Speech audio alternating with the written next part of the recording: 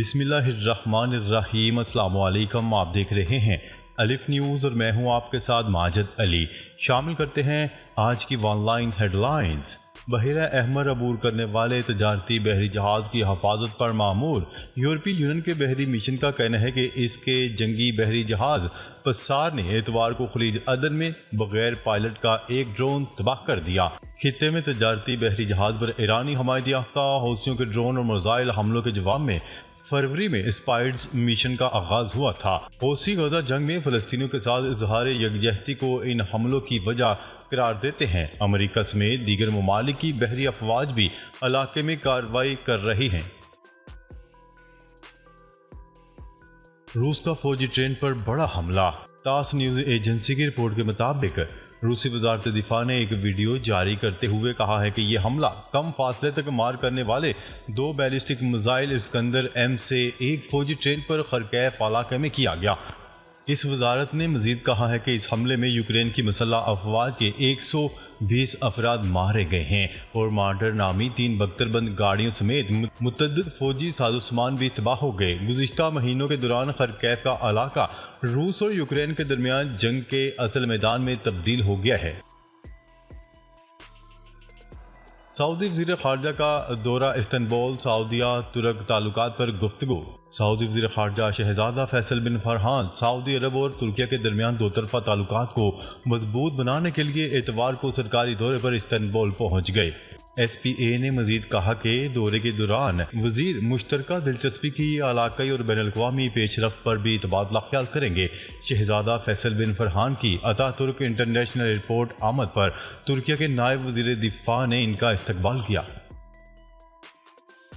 امریکی air line کے عملے کی فلسطینی پرچم لگانے پر ہنگامہ۔ امریکہ کی ڈیلٹا ایئر لائنز نے فلسطینی پرچم والے بیج لگانے پر ملازمین کی یونیفارم پالیسی میں تبدیلی کی ہے۔ Delta air line flight attendant uniform کے لیے نئے قوانین اپنا رہی ہے۔ جب ایک سوشل میڈیا صارف کی جانب سے فلسطینی پرچم والے بیج لگائے تصویریں کھنچوانے والے 2 ملازمین پر برہمی کا اظہار کیا گیا۔ 10 جولائی کی پوسٹ پر ہونے والے ہنگامے نے ڈیلٹا کو اپنے ملازمین پر ریاستہائے متحدہ امریکہ کے علاوہ کسی بھی ملک یا قومیت کی نمائندگی کرنے والی پن پہننے پر پابندی لگانے پر مجبور کیا۔ غزہ پر اسرائیلی حملوں میں مزید 24 فلسطینی شہید۔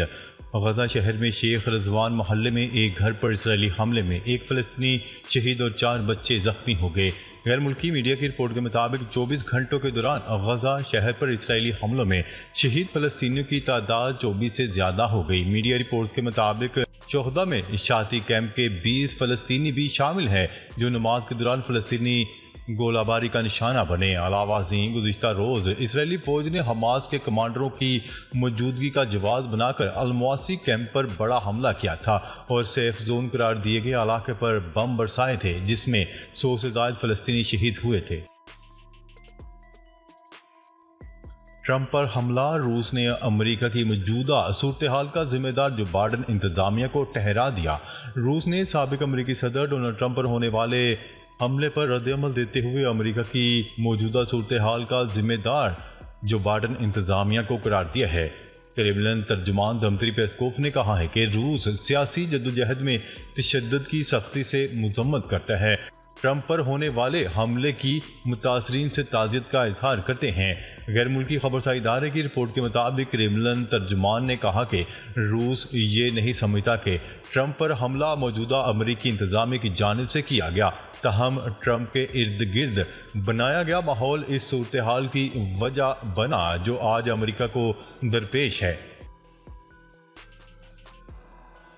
ٹرمپ کی انتہائی نزدیک سے گزرتی گولی کو کیمرے کی آنکھ نے محفوظ کر لیا۔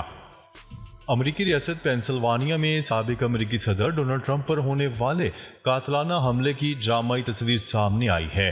حملے کے دوران سابق امریکی صدر ڈونلڈ ٹرمپ کے انتہائی قریب سے گزرتی گولی کا منظر امریکی اخبار نیویارک ٹائمز کے فوٹوگرافر ڈگ میلر کے کیمرے میں محفوظ ہو گیا۔ خیال رہے کہ امریکہ کے سابق صدر ڈونلڈ ٹرمپ پر انتخابی ریلی کے دوران فائرنگ ہوئی تھی جس سے وہ زخمی ہو گئے اور فائرنگ سے ریلی میں شریک ایک شخص ہلاک ہو گیا۔ ایلن مسک کا ٹرمپ پر حملے کے بعد مکمل حمایت کا اعلان۔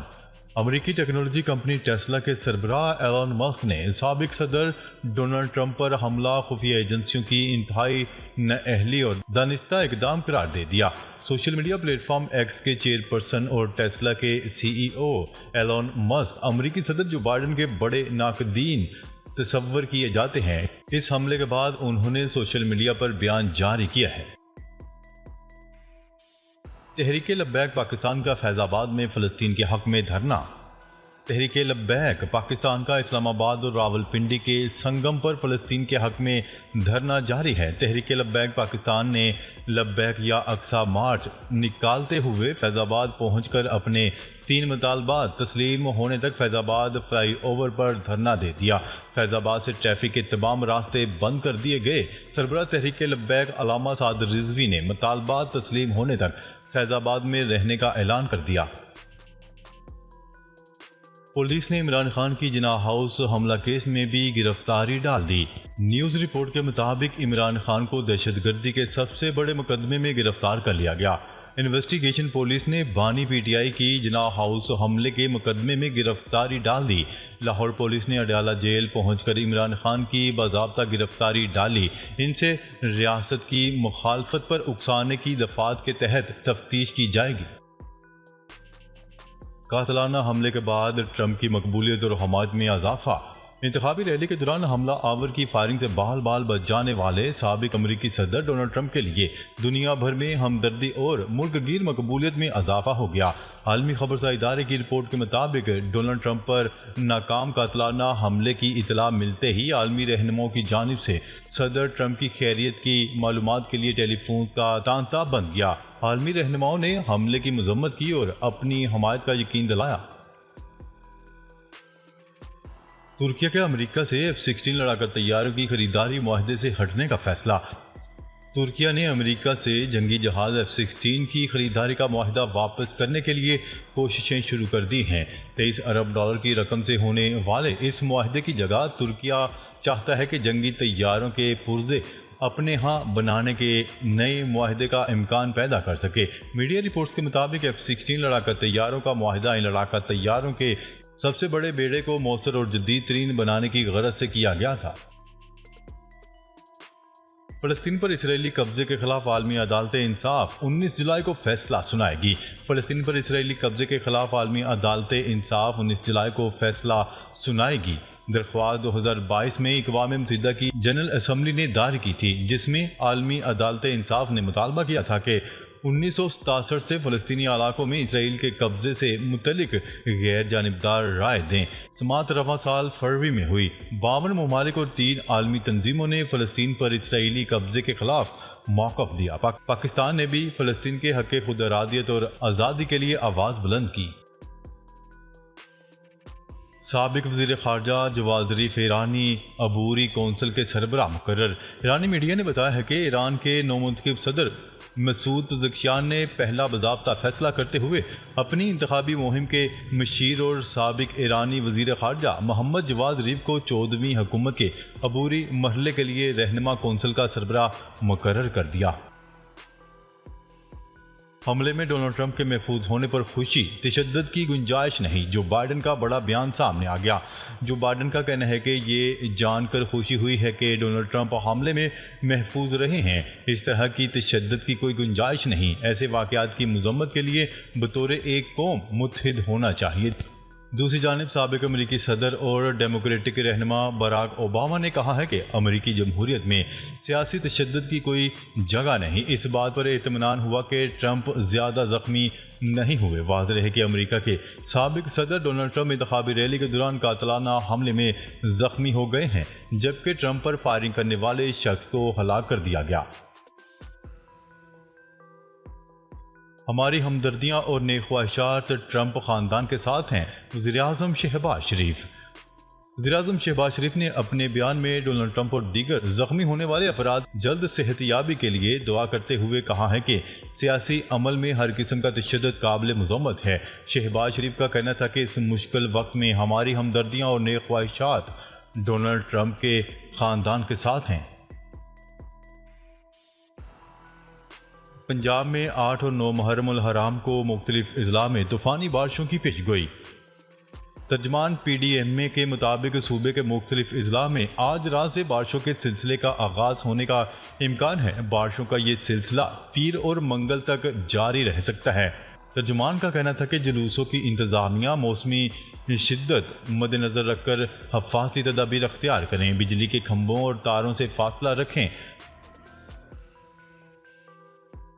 توشہ خانہ کا نیا ریفرنس عمران خان اور بشرا بی بی کا 8 روزہ جسمانی ریمانڈ منظور۔ احتساب عدالت کے جج نے توشہ خانہ کے نئے ریفرنس میں عمران خان اور بشرا بی بی سے متعلق کیس کی سماعت اڈیالہ جیل میں کی۔ ڈپٹی ڈائریکٹر نیب محسن ہارون کی جسمانی ریمانڈ کی استدعا پر عدالت نے دونوں کا 6 روزہ جسمانی ریمانڈ منظور کر لیا۔ تاہم بانی پی ٹی آئی کے وکیل نے ریمانڈ میں اضافے کی درخواست کی، جس پر عدالت نے 8 روزہ ریمانڈ منظور کر لیا۔ بھارتی کرکٹ بورڈ نے اپنے میڈیا میں چیمپئنز ٹرافی کے حوالے سے چلنے والی نیوٹرل وینیو کی خبروں کو مسترد کر دیا۔ نائب صدر بی سی سی آئی راجیو شکلا نے اپنے بیان میں نیوٹرل وینیو کی افواہوں سے لاتعلقی کا اظہار کرتے ہوئے کہا ہے کہ ہمیں نہیں پتہ کہ یہ خبریں کہاں سے آئی ہیں۔ ان کا کہنا ہے کہ بی سی سی آئی نے چیمپئن ٹرافی سے متعلق باضابطہ طور پر ابھی کوئی بیان نہیں دیا۔ واضح رہے کہ گزشتہ دنوں بھارتی میڈیا کی جانب سے دعویٰ کیا جا رہا تھا کہ بھارتی کرکٹ ٹیم چیمپئنز ٹرافی 2025 کھیلنے کے لیے پاکستان نہیں جائے گی۔ ناظرین، اب تک کے لیے اتنا ہی۔ مزید خبریں لے کر بہت جلد آپ کی خدمت میں حاضر ہوں گے۔ تب تک کے لیے اپنا خیال رکھیے گا۔ اللہ نگہبان۔